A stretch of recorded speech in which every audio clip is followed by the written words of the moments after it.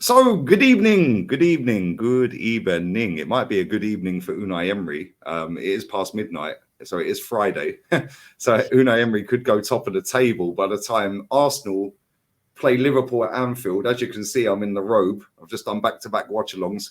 We have a special guest, the royalty of YouTube. Yeah, I love you, Craig, man. Anfield Agenda, link in the title.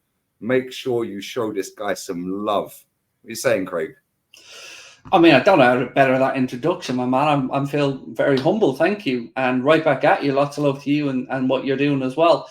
I'm nervous, man. I can't lie. I'm already shitting myself for the weekend. It's a big game, league. Hey, listen, I don't know what phase Klopp's in, but you're in phase take every cup seriously. No bigger fish to fry down at Liverpool. Like you won 5-1 against West Ham. Not a great game, by the way. That was an awful watch. Right, the quality was lacking, but the goals came in the end. And West Ham, that should have been Arsenal versus Liverpool, by the way. We lost to them in the previous round. I have no idea how, but it is what it is. And You listen, think make that sure you was a bad smash a watch? like on the video, guys. Did you not watch on Sunday, mate, against United? That was a bad watch. They murdered football. That was horrible. Hey, mate, before that, we played Brighton, and it was almost like you tried to gazump our missed chances. We had like 26 efforts, 7 on target or something. It was almost like you went, yeah, cool, hold my beer. Like we just missed more. But this is the thing, like both teams, as well as Man City and even Aston Villa, listen, let's not rule them out. Let's not be snobs about this. Yeah, they could go top of the table when they play before us, and they could be ahead of us in the title race. And then it is a massive game. It's a massive game anyway. We've got a poor record at Anfield. We were 2-0 up last year and bottled the title. But factually, we are very poor at Anfield and have been since Van Persie's winner against Pepe Reina all them years back, I think it was. But looking at our season, we've not been great. Yeah, we've been good in flashes. Champions League, PSV, Lons, Bournemouth, cool, slap them.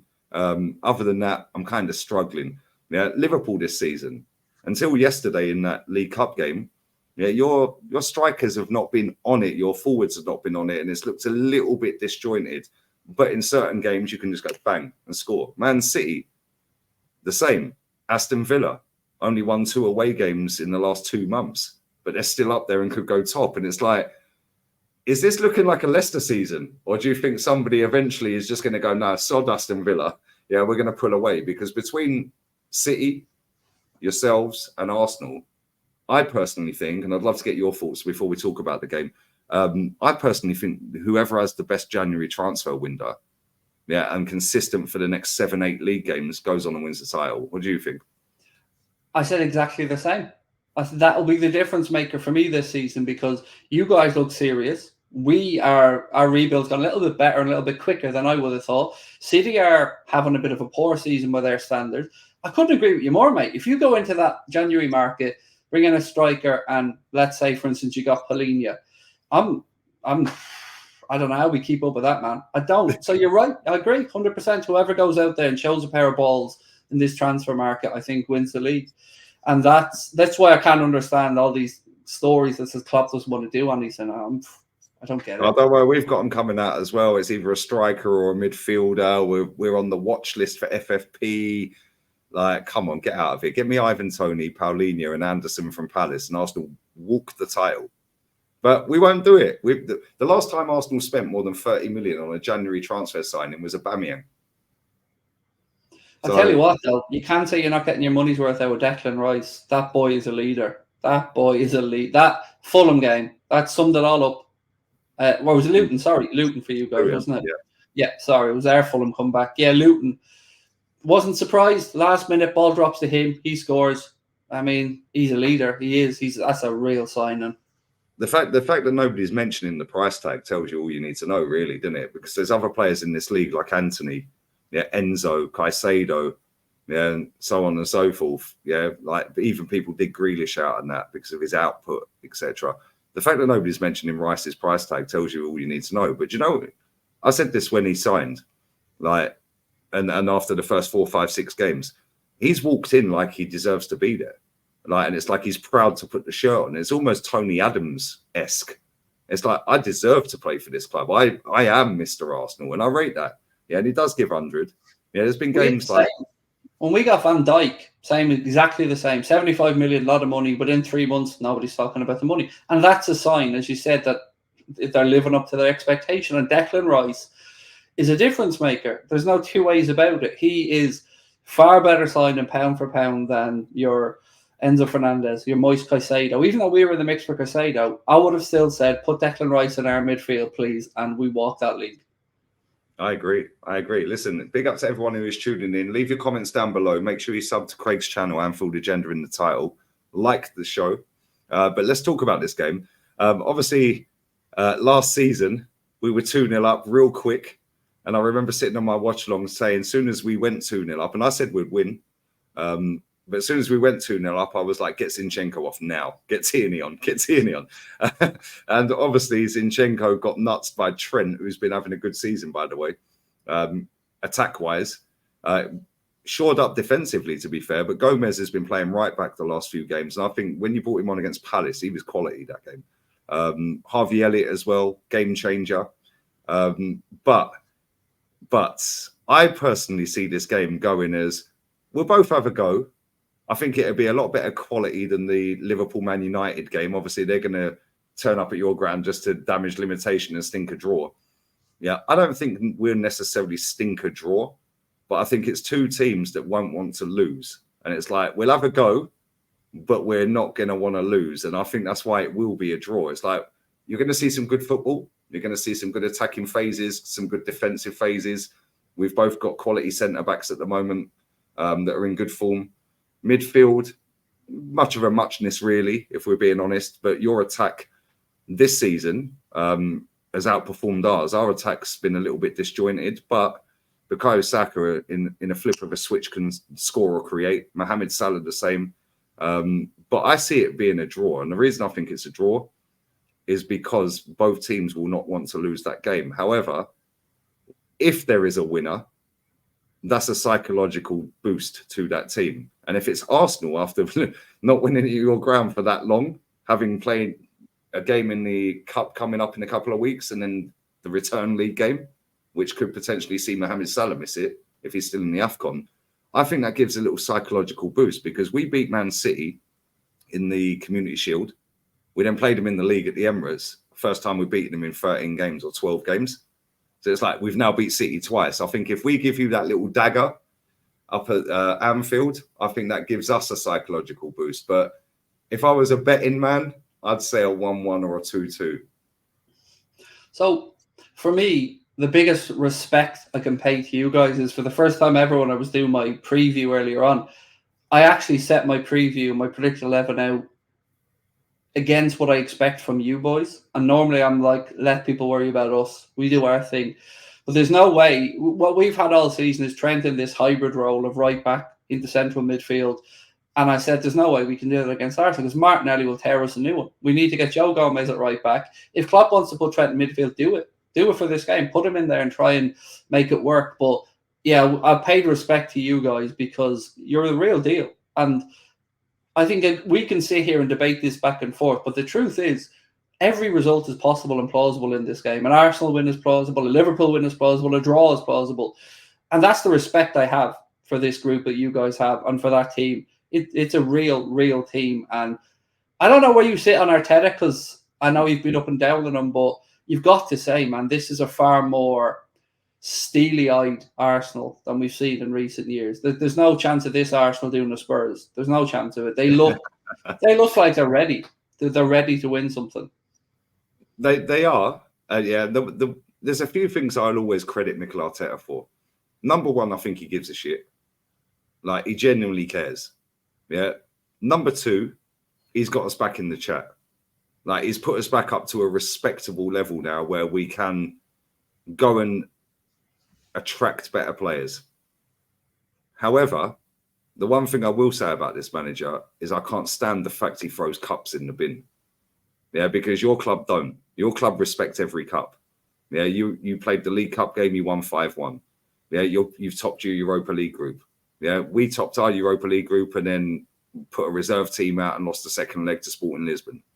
And it's like you'll have a chance to go and win that because Klopp will go, right, that's a trophy.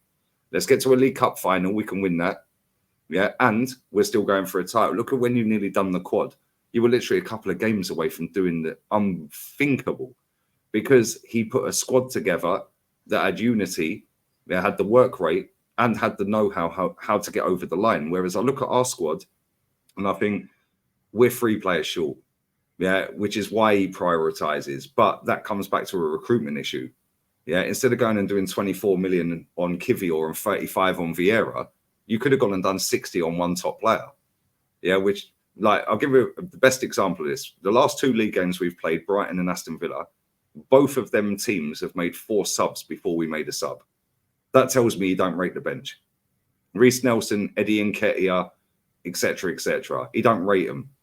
Yeah, and that, for me, after doing that much money, I just look at him and I think, you're the guy before the guy. You've got us to a respectable level, but now go and get me the Ancelotti. Yeah, go and get me the guy that can get me over the line. Whereas with Liverpool, you've got an elite level manager, man. But on the flip side, if he wins this title, going up against Pep Guardiola and Klopp, fair play. Yeah, I eat all of my words and I go, wow, yeah, you're the guy.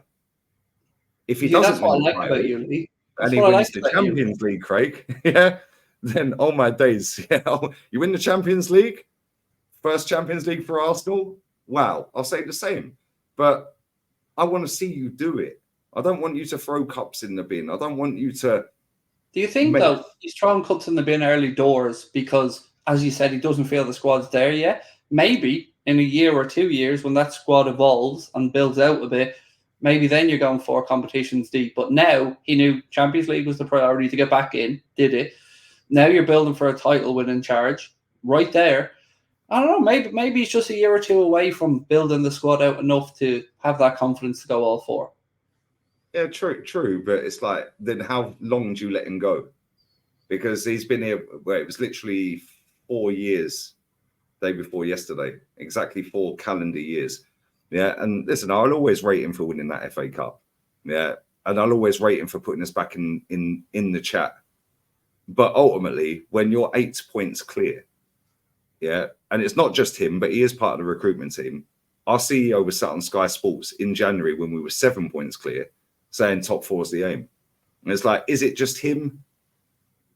It's like, it's an iffy one. Listen, he's doing well, but even if we're 8 points, 9 points, 10 points clear, I'm never going to be confident. I sold myself last season. I got so excited when Reece Nelson scored that goal against Bournemouth when we beat Man United in stoppage time with Eddie's 3rd goal or 2nd goal to win 3-2. I got sucked in because I was like, this is our year. Now. He's the difference. He is that person that won't let you drop 8 points lead. Declan Rice wouldn't let that happen in the dressing room. That's what I think is the big difference. And that's why, pound for pound, value for value, I think he's just an incredible addition to your team because he's a leader. He's a damn good midfielder. And as you said, he walked in like he owned the place, like he was meant to be there, like this was his stage. It takes a special character to do that. Especially for that price tag as well. Yeah, when you're seeing Caicedo and Enzo going for around the same dough. Yeah, and you're seeing the heat on them at Chelsea. Yeah, like it is. Like it takes a space, but you can see he's a grounded character. And he can play centre half. Yeah, but this is my worry, Craig, right? If Saliba gets injured, we see that last season, all of a sudden it's panic stations. Yeah, we still haven't got a cover at centre back because Kivior is not the guy. Yeah, that guy, the drop off is crazy. If Declan Rice gets injured, who we putting in? Jorginho or El Neni? So it's like Thomas Partey's hit and miss. Like, is he fit? Is he not fit? When's he back? Then he's going after. It's like we can't rely on Thomas Partey. Urian Timber could be a massive addition when he comes back, but again, he's only played 20 minutes of Premier League football. We don't know how good he is after a big injury. So I feel we need to Ivan Toney, midfielder Paulinho, a Nana, and a centre back. And then that'll save us a few quid going forward in the summer as well. I don't know how it works with FFP, whether that goes on this year or next year with the amortization. But I don't want to get to the summer and be disappointed again. And I think that we have a good opportunity again. But however, Mikel Arteta is also come out and said after last season, before this season, that he thought about leaving because he thought he weren't the guy.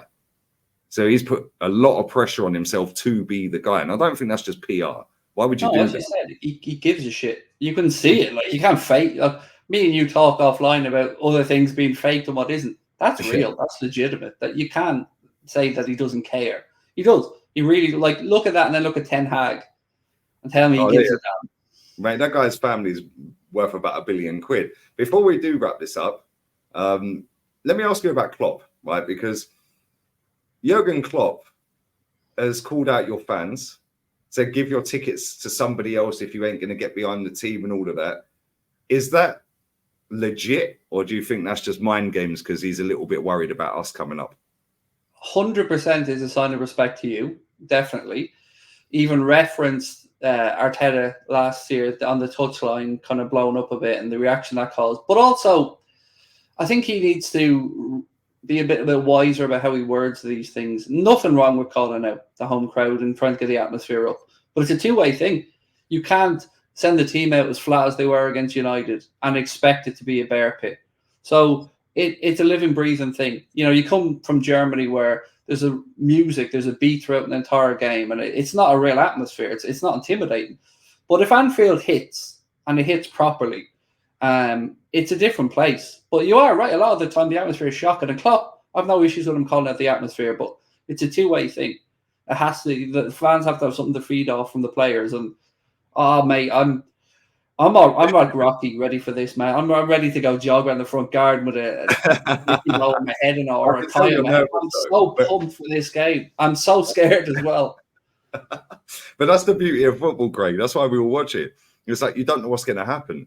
Yeah, this is how, like, I'm not massively pumped because I'm scared of going to Anfield and getting destroyed. I've been there live, witnessed it. Yeah, like Hector Bellerin doing Cruyff turns and Salah running the whole pitch. Like, I've seen us get spanked. So I'm not getting too, like, hyped. It's like, okay, if we get out of there with a draw, we get out of there with a draw. Would you take a draw right now?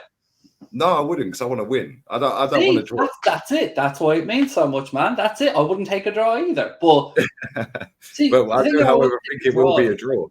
Someone says, will you take a draw, right? But that's, if you're 2-0 down and you get a 2-2 draw, you're thinking, yeah, that's the difference. But if you're 2-0 up like you were, and you come back and you don't win that game, that feels like a defeat. I don't care if you get a point. Especially when it was the player I wanted off at 2-0 up after 20 minutes being the problem. And the thing is, I think this is going to live up to it. I think this is going to be the game we hope for. I think this is going to be the game that delivers for the Premier League, for the spectacle, for us fans. I think it's going to be 5 goals in it. I think it's going to be a belter of a game. I don't know who wins it though. I really don't. Listen, I hope you're right. Yeah, because Arsenal have been poor this season in certain games, and the way we beat Man City, that's probably the only way we could beat Man City. Just stink it out and hope to get a chance at the end and deflected goal. Whereas with Liverpool, you know you're going to get chances against Liverpool. You know, we've seen Martinelli cooking Trent for 2 years straight. Yeah, we've seen goals galore. Jota, thankfully, he's injured. Like that guy always scores against us. Yeah, Firmino's now. Yeah, he's now slumming it on the bench in Saudi. They want him out of the club already. Like, he's been stripped to the armband. So yeah, there's 2 threats gone. But you give Liverpool an inch in that attacking third, and it's curtains. Yeah, even if you haven't been clinical. I mean, even when Salah came on yesterday, I know he scored. Yeah, but I mean, he was shocking when he came on. Yeah, he was shocking, kicking the ball out of play. But again, Martinelli's been shocking all season. Yeah, Saka's not been great, but he's got the numbers. I think it comes down to which Darwin shows up for us. Hopefully it's the one that showed up yesterday. if he shows up in form, like look what he did coming off the bench against Newcastle when we were had men sent off, turn the game. He's that mercurial talent that is capable of absolutely making you want to smash your screen in anger and make you feel things that you didn't think is possible. So, look, I think this game is at a great time of the season. You know, we're at the halfway point. It means something now. If we played you guys in August, it wouldn't have the same feel to it. This is big. You're right. There's going to be confidence built if somebody leaves here with a win. And I'll be honest with you, mate. I'd sacrifice the FA Cup right now for these 3 points. There we go. And on that bombshell, it could be 29. I'm never going to say his name. And if I do have to sip a shot, 29 could be the difference maker, mate. He's in form right now. Before we wrap this up, make sure you sub to the channel, sub to Craig, link in the title. Thumbs up. Let's get your score prediction, man. Do you know what? I'm gonna say it's gonna be 3-2, but I don't know who to. I've gone back and forth with this all week, and I don't want to be a shithouse and sit on the fence and go 2-2. I think someone's winning at 3-2. I've got a side to my team, but all due respect, I've nothing but respect for you boys at the minute. So it's one of them pick'em games. It really is. It's a flip of a coin. I am going to be a shithouse and say 2-2. Look, yeah. Do you know what? I think we'll score first, and then you'll go 2-1 up, and then we'll get an equaliser. I just hope that we don't have those idiots in Stockley Park ruining the game for us. I hope that whatever happens, we're on Saturday night recording a reaction together on my channel. I hope one of us can just come on and go, you know what, the better team won, and there's no needle, because we don't need it at the minute. This game deserves to be. Normally our games are like that, if we're being honest. Yeah, normally, like, even I was at the game where you were 2-0 up against us, then we went 3-2 up, and Ozil did that bounce goal, and then Firmino and Czech was flat. I was at that game.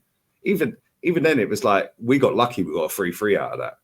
Man, it's like, but the games are always pretty decent. I can't lie, and there's two teams that actually have a go. So hopefully, let's be honest. If you guys win the league, I'm gonna be the first one on here to say congratulations. But if City win the league, nobody gives a shit. I'm on loan to City, Craig. I'm on loan everywhere. Mares FC. But listen, I appreciate you coming on. We are going to record a fan reaction after the game on Craig's channel. So I'm looking forward to that as well. Hopefully, I'm sitting smiling like I'm smiling now with 3 points, going back to the top of the table, having a Merry Christmas champs. Looking forward to the January window opening. And yeah, it's all good. But Craig, thanks for coming on, man. And yeah, big up to you, man. Make sure you follow Anfield Agenda. Link in the title, people. We're out. Thank you, Lee.